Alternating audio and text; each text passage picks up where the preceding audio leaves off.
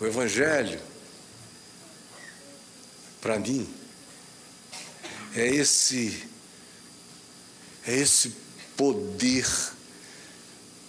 extraordinário que não me deixa ter pena de mim dia nenhum, que me faz todos os dias da minha vida me sentir um bem-aventurado por meramente ter crido.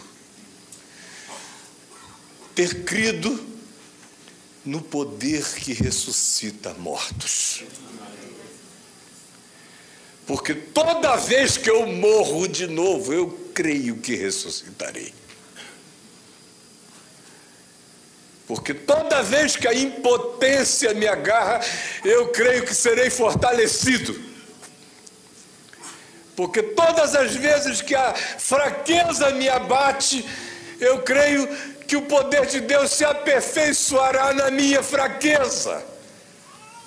Porque todas as vezes que eu constato a minha mais absoluta impotência, então é que eu sou forte. O Evangelho, para mim, deixou de ser há muito tempo um corpo de qualquer coisa, um conjunto de qualquer coisa.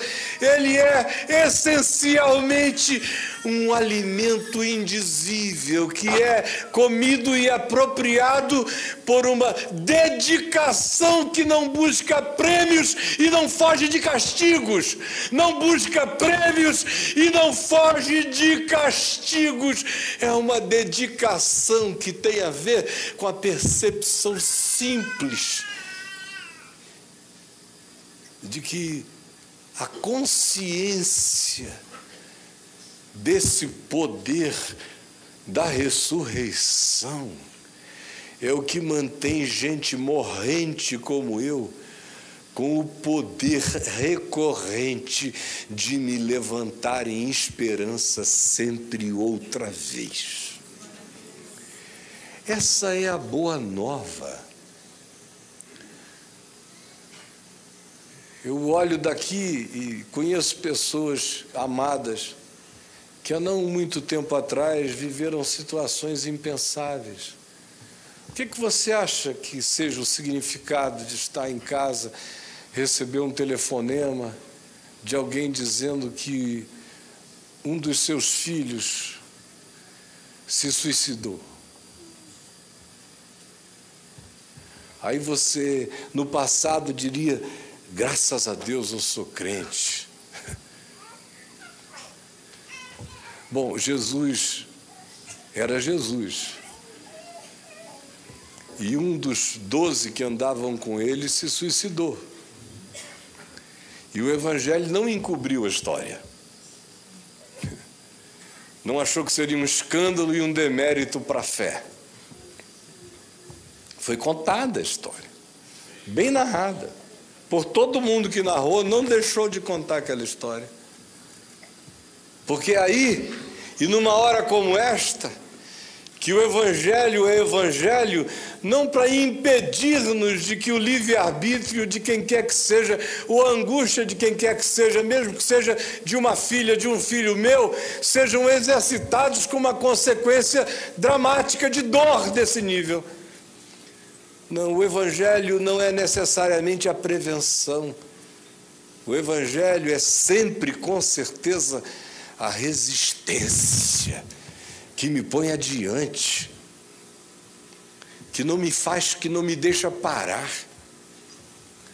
que me faz encarar, que coloca dentro do meu coração a disposição de nunca barrar e impedir o fluxo da esperança em mim, mesmo naqueles dias em que mentalmente eu não tenho aonde me agarrar para me esperançar, mas o coração se levanta, olha o invisível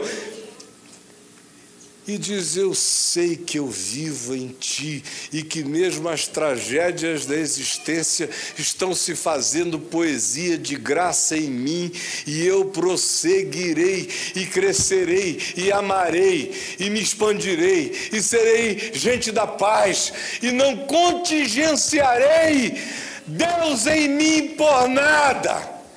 Ele é o incontingenciável. E eu o sirvo porque cheguei nesse estado da percepção em que Deus não é galardão, em que Deus não é livramento. Deus é a minha vida. Aquele que de mim se alimenta, por mim viverá. Onde é que você está nessa jornada? Por exemplo, quando eu comecei a falar, depois de uma meia hora, eu vi claramente onde muita gente aqui estava. Algumas fisionomias foram se transformando, algumas foram ficando graves, alguns foram manifestando compreensões e identificações. Outros começaram a entrar em estado de distração. Está ficando muito subjetivo. Tá? Não sei se eu compreendi, ou ainda não cheguei nesta fase. O fato é que, inapelavelmente, todo mundo vai me compreender um dia. Tem uns que estão me entendendo agora, tem outros que me entenderão depois.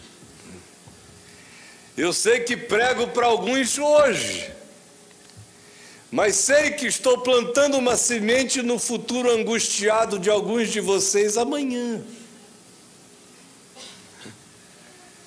É como o plantador de tâmaras. Quem as planta nunca as come. Elas demoram 70, 80 anos para frutificar. Eu aqui troco tâmaras com quem está na fase da frutificação, mas estou plantando tamareiras que eu sei que só frutificarão em dias posteriores, quando as ilusões do momento derem lugar às perguntas inafastáveis e implacáveis que virão. Nesse dia você vai lembrar. Tem gente que pode até sair daqui hoje dizendo: puxa, que decepção. Eu gosto mesmo de assistir o Caio lá no Papo de Graça com o Braulio.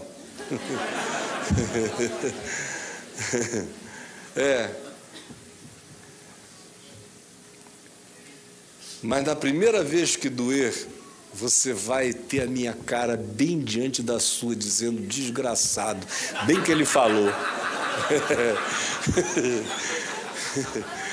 Bem que ele falou. Então, eu estou anunciando boa nova para o seu presente, estou anunciando boa nova para o seu futuro. O que eu estou lhe dizendo é que você vai ter que se ressignificar em Deus o resto da sua vida, senão você perecerá. E o que na vida da gente não acontece com ressignificações constantes? Quando eu conheci a Adriana, no dia 6 de junho do ano 2000, no lançamento do meu livro Nefilim, lá em Copacabana, foi conhecer e não conseguir mais largar, não é? Eu tinha que ir a um lugar fazer o lançamento do livro 2 dias depois. Eu fiquei tão desesperado que queria levá-la comigo. Foi em Manaus. Depois eu vim aqui a São Paulo lançar o livro em algum lugar, no Morumbi, numa agência de carros que nos foi cedida, não foi isso? De um amigo. Aí, lançar lá, eu vim numa angústia, porque eu saí de Manaus para cá e eu queria era ir pegá-la, não é? Para trazê-la, para não trazê-la, para qualquer coisa. Um desespero enorme. Significa dizer que hoje eu posso ficar longe dela, que não acontece nada? Tanto não é verdade que desde que isso aconteceu, nós nunca mais nos separamos, com raras exceções, quando meu pai estava morrendo e ela estava com suspeita de câncer no peito. Eu tive que cuidar dele na UTI, ela teve que ir ao Rio para uns exames. Ficamos um período separados, muito rápidos nesses 16, 17 anos. Mas nós, justamente porque não nos separamos nunca mais, temos que ressignificar a nossa vida toda hora. Em referência a nós mesmos, em referência aos filhos, em referência a netos que vão nascendo, em referência à nossa saúde, no que diz respeito ao que a gente já não pode, o que a gente já não consegue, o que a gente já não encara, o que a gente já nem gosta. Mas aquele que de mim se alimenta, por mim viverá. Também, em qualquer outro nível, é de ressignificações. Quando você vive pelo outro, vivo assim como o Pai que me enviou vive, eu também vivo pelo Pai. Você toma essa decisão e a vida vai ganhando nova ressignificação. Alguns de vocês correm o risco de acharem que o Evangelho pereceu nos seus corações. O que eu quero lhes dizer é que provavelmente o que tem acontecido é que você tenha ficado sob a calota condicionante da ideia de que o Evangelho era uma determinada coisa que chegava e produzia determinadas empolgações e produzia surtos de alguns necessários descontroles. E como tudo isso acabou, seja porque cansou, seja porque você se decepcionou, seja porque era só epiderme e superficialidade, seja porque você descobriu que no meio de tudo aquilo havia apenas excesso de emocionalidade, sem raiz e sem consciência, mas passou. E não vai nunca mais voltar, porque você cresceu e você precisa continuar, meu irmão. Você precisa continuar. O que eu vim dizer hoje à noite a você aqui é, pelo amor de Jesus, não creia que o Evangelho é esgotável. Ele é inesgotável se você, de fato, se alimentar da palavra, do significado de amar, de perdoar, de crer, de não desistir, de ser um agente grávido de Deus, de esperança, em mutação, renovando a sua mente.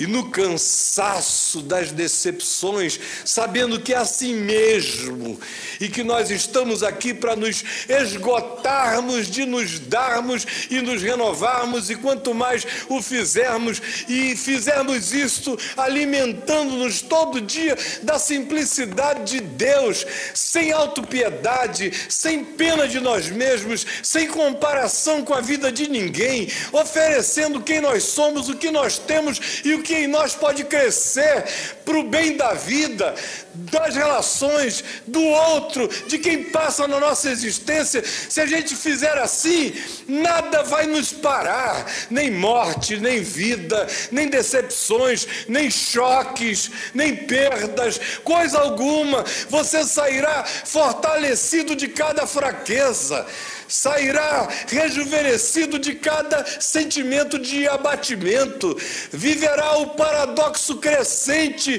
de que quanto mais seja a dor, a tribulação, o enfrentamento, o conflito, a angústia, o dilema, a perplexidade, a contradição, se você mantiver a sua mente e o seu coração focados na certeza de que o chamado é justamente este, para andarmos em esperança e em fé, apesar de qualquer coisa, que o galardão não é uma herança de palpabilidades, o verdadeiro galardão é o poder do não abatimento no coração, que não desiste nunca, ressuscita sempre, porque viverá eternamente.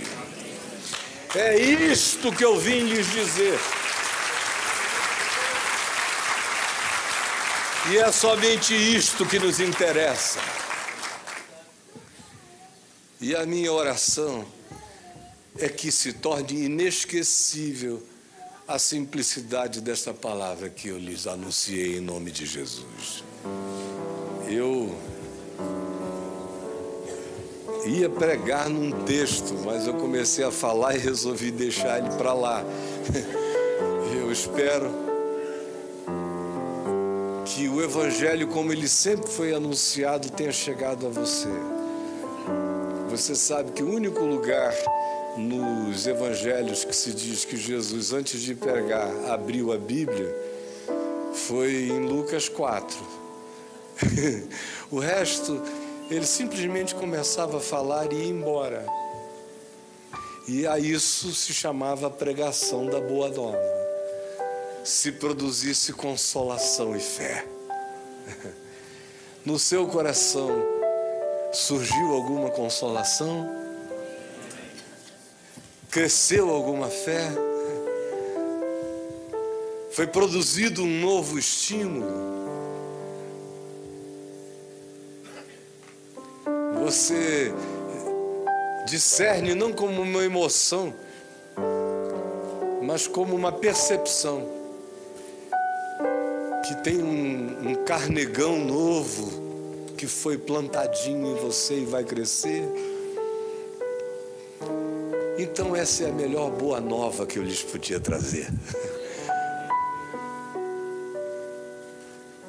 A diferença entre alguém que vem falar e fazer uma palestra e alguém que vem trazer a mensagem do Evangelho é esta. A palestra quer entreter. O Evangelho quer levar você a ter, a possuir e ser possuído pela vida. Senhor Jesus, aqui estamos. E enquanto houver vida, não nos abateremos. E se estivermos abatidos, jamais estaremos, todavia, destruídos. Esse é o Evangelho. É esse poder da indestrutibilidade, mesmo que tudo caia à nossa volta, mesmo que nós sejamos esfolados, mas o coração não perde o âmago da vida. Essa é a boa nova.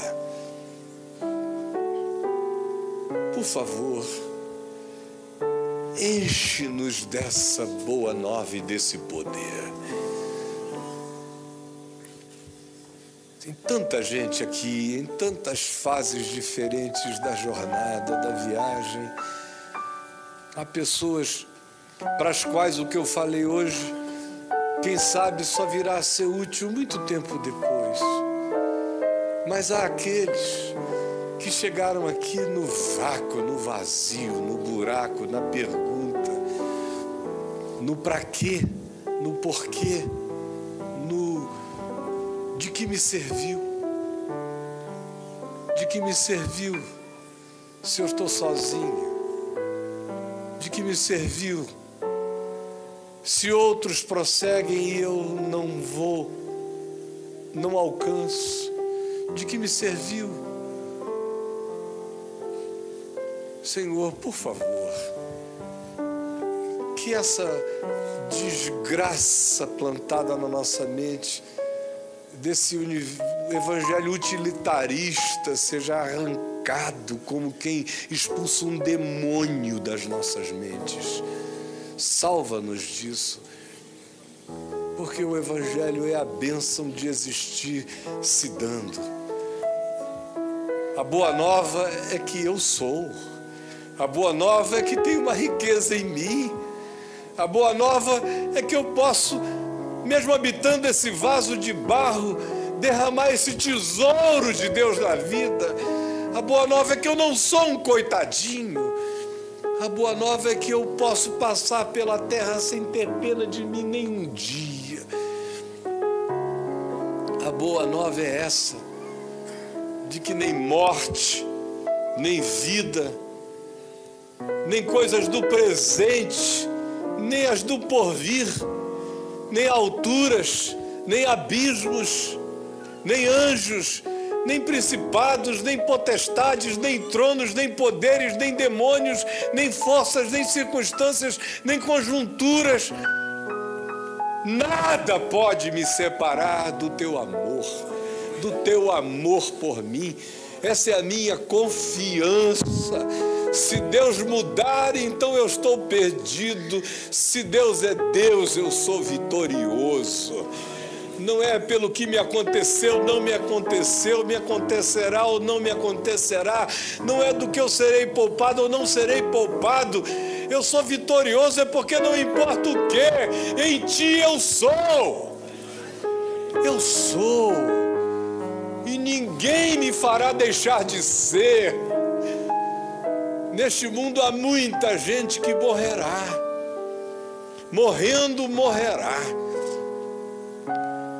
Mas aquele que de ti se alimenta, por ti viverá eternamente. Essa é a boa nova. Esse é o poder. Com dinheiro, sem dinheiro, com emprego, sem emprego, com reconhecimento ou sem reconhecimento. Este é o poder do Evangelho em mim.